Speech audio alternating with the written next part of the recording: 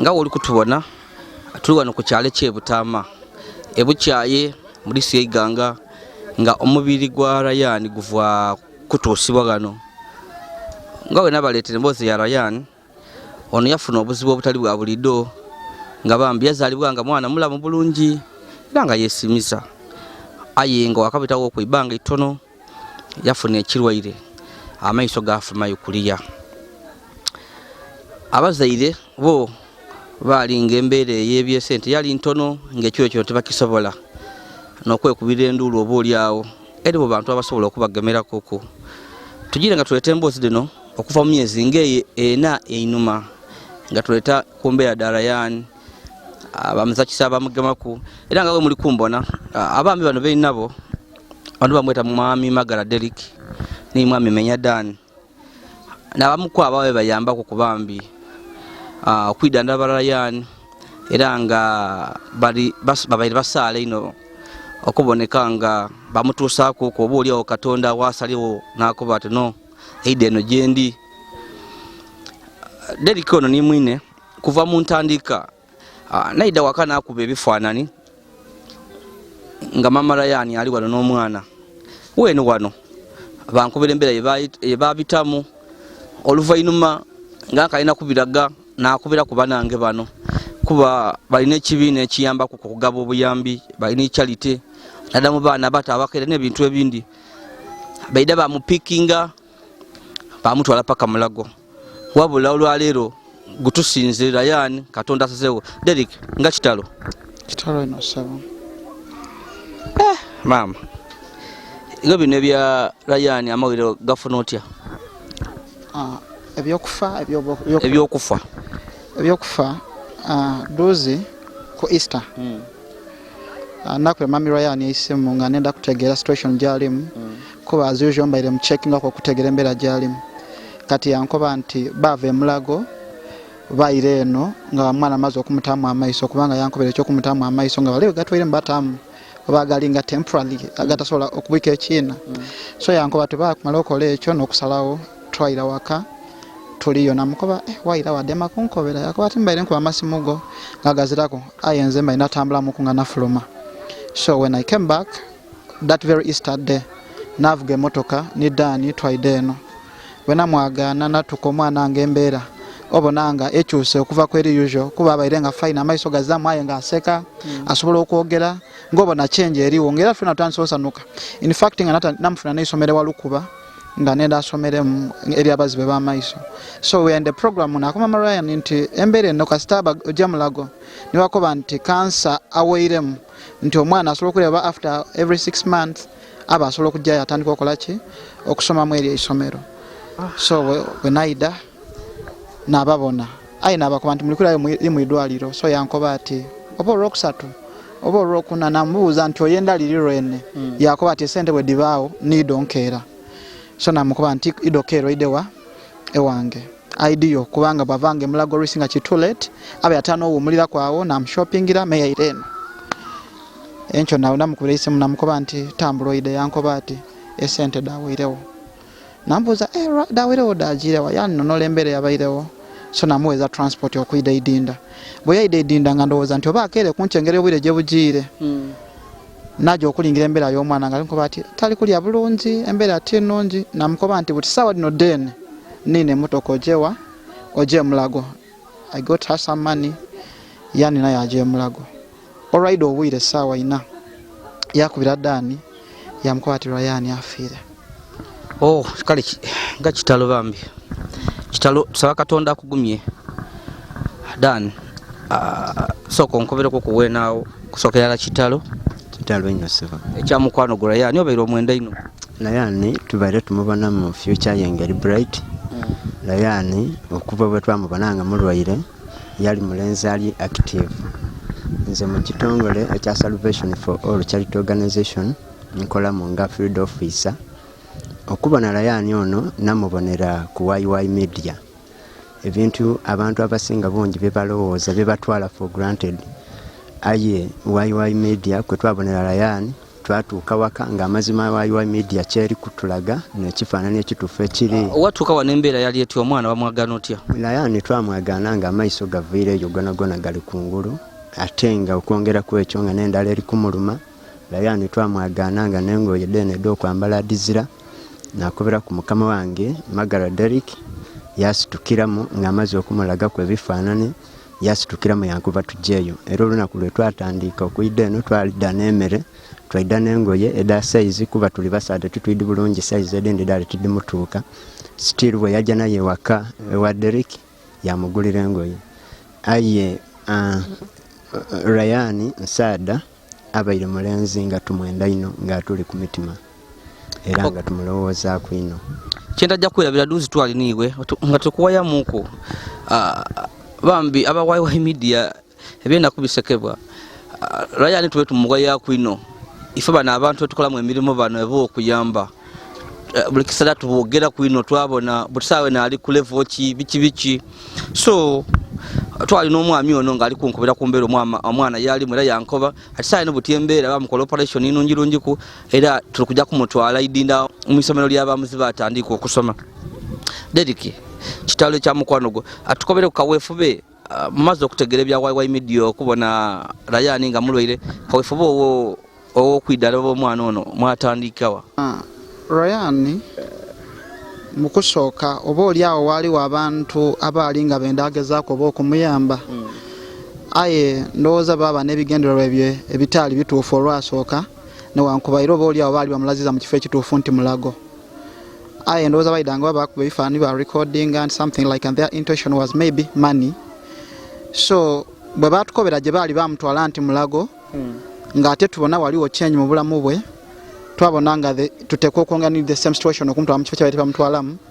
aye nga tuba ni constant support eyetaaga ery'obulamu bwe. So we started as an organization to share n'emikwano gyaife abagezaako okutugemerako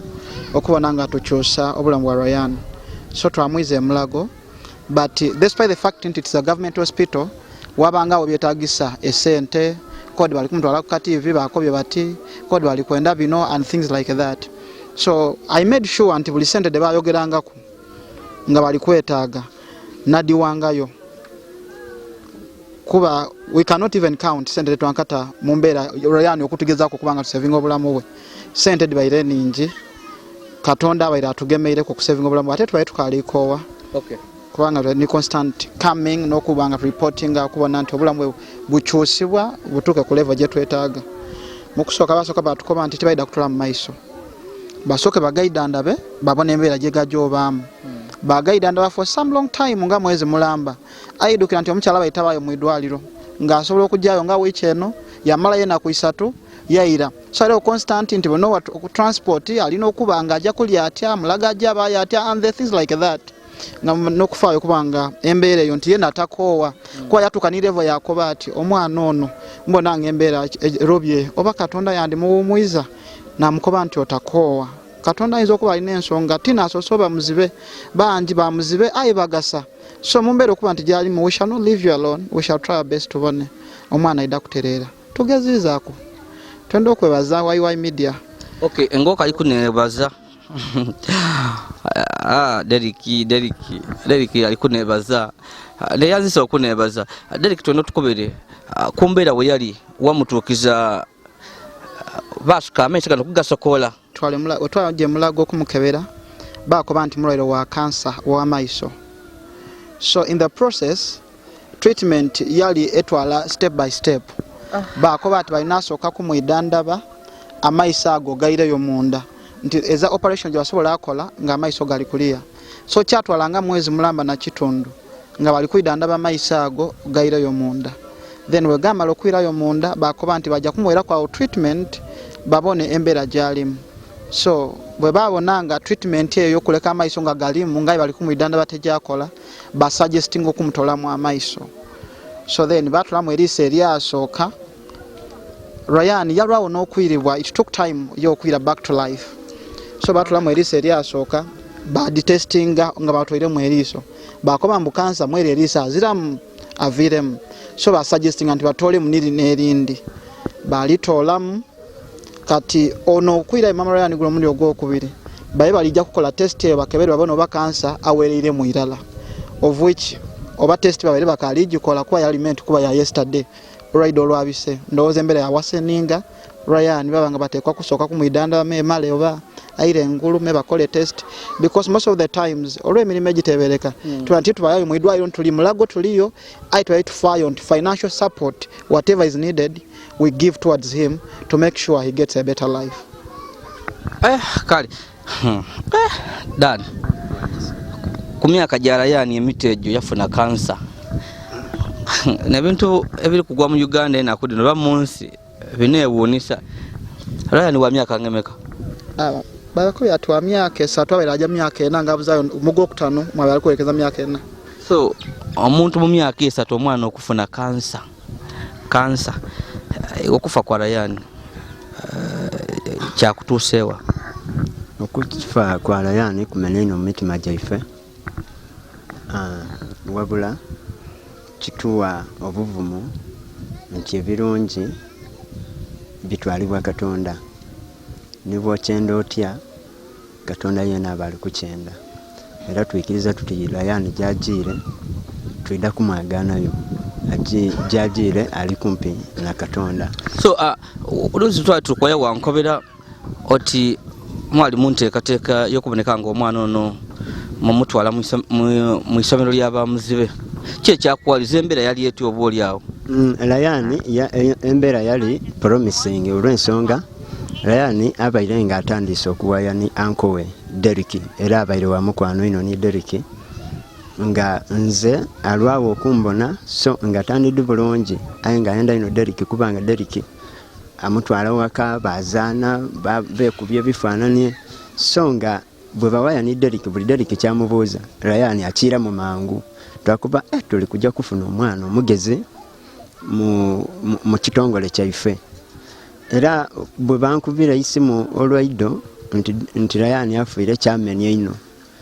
nasindika ni message okusindikira Derek ayenga internet eri off kuba Rayan tubairenga tuli kumutekera future enungi ife je tutavitamu mu buto kuba twena twabitira mukubonerera wabula Rayan Derek ninze twalinga twikiriza tuti okuba omutulu tinkomerero ya bulamu kasita muntu abanga ali kuwulira ali kwogera kitegeeza nti tulisobola okumugemaku twamutuusa wegombesa ensi yatandika Rayan yaba example eri abantu abandi nensi okumuboneraku nti Salvation for All Charity Organization eri n'omulamu gwerikuta baitafali erikuta mu baana abaigwanga Uganda. Okay. Nga tumalikiriza Mwami Derek nendo tukovere kuku emulago mujiro okunona omubiri omulambo gwa Rayan abasoba kuba ati kye kyavuire ku buzibu kuba Rayan yabeere nga yaterera nga aseka wera abere muzibe nga asanuka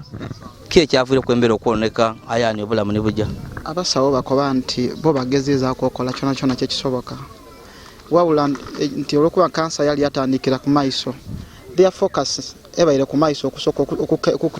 okumutereza pain eyo jabaire abitamu then they go other parts ai cancer ate kokubanga yali yasansana beyond amaiso yajani mubiri so in the process okuba nti babagezako okubona nti aterera amaiso abaire yamala ku affecting other parts therefore they could do nothing apart from trusting the Lord ngabona bagezako kyebasobola okubona nti aterera ai Katonda amaze yasalawo ekiche they also accepted nti bagezeza ku kyebakoze ai Katonda ye nasinga okusalawo. Okay, Mwami Derek kumyaka gyemu gine emito muri bato lwati mwavayo obambi ni kawefuba no okuyamba abantu no mulundi okusoka nkwagene ko kumukese ziningi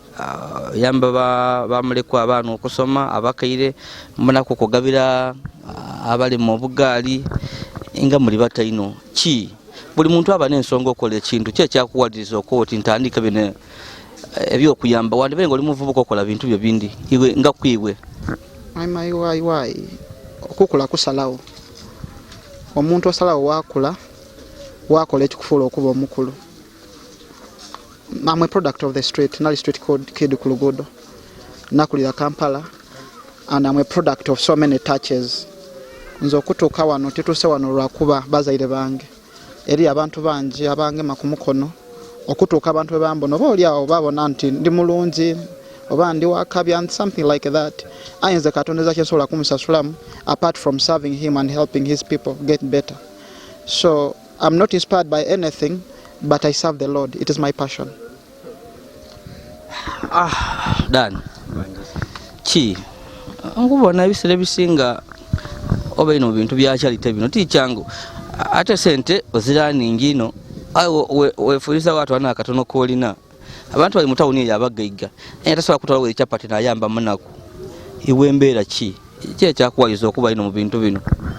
Katonda bwe yatutonda buli muntu yamutondera nikolo ye.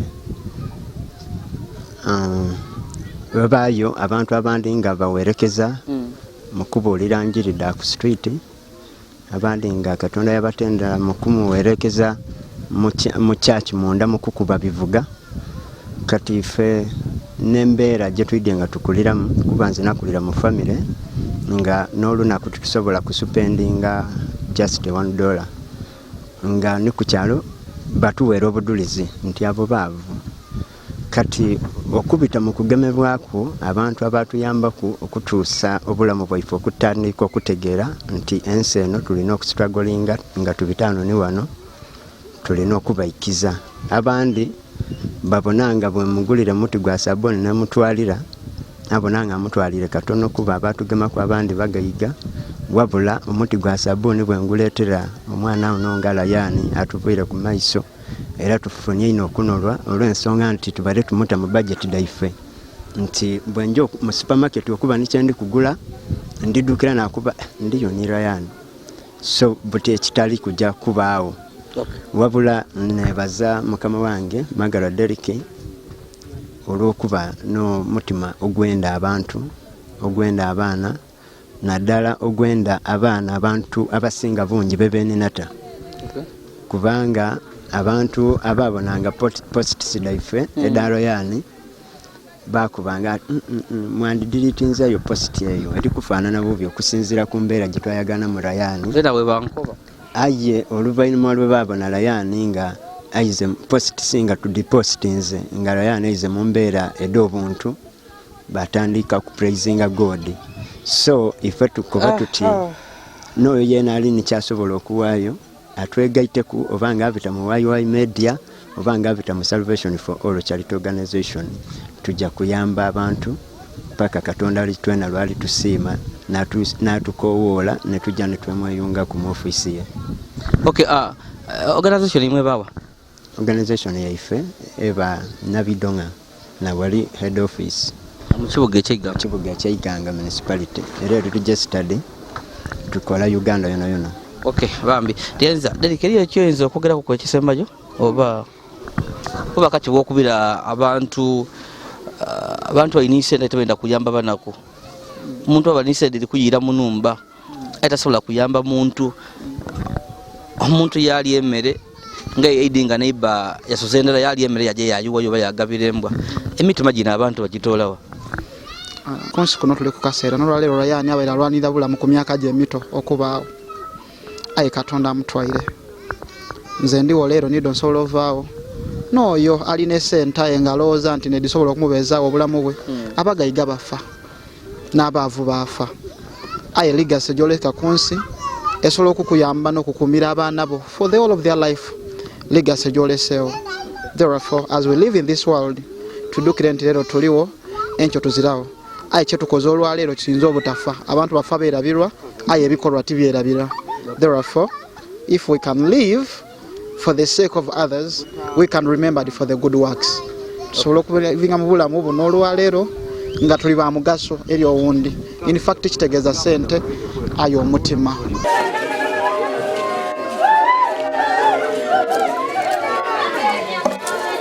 Atujja kuswika gano nembeera Deriki ni mwino tubebaza olw'omulimu gw'omukozi bambi tiimu wangu omuntu okwefiiriza esente dandebera dikola ekintu ekindi wasawodde gye mu charity diyamba abantu tusaasirako ku family ya Rayan naddala omukaire Hajira Kirabira mama wa Rayan bambi tukugumya mu kiseera kino kyoli mu kizibu bambi Katonda akuyambe ife mwidiri yange tukatutwava wakatonda era tulina okulewa wakatonda buli kyonna nakibaawo mu bulamu eba nteekateeka ya katonda so tusaba jasi katonda agumye amaka gano era agumye ni mama wa Rayan kuba akaseera kaali mu bambi kazibu omwana we abeera amwenda ino era twasaasirako kunaabo bambi aba YY media abeere nga bagoberera bambi emboozi lino abatuwa ku magezi bambi batusaasira bambi bitu ebijjire ayi tutukoma kuno tujje maiso n'ensalada ife n'okuyamba abantu bonabona ndi Yazid Yolisigira awo ife abasida mumbikado tukalya no kulumbe oba oli awo tudda kubakubira kinaba kujja mu maiso Rayan twatandika naye mu kamera era tulina okumusiibula mu kamera n'ensonga oba oli awo twerekeraiza obwire twabanga twidde eno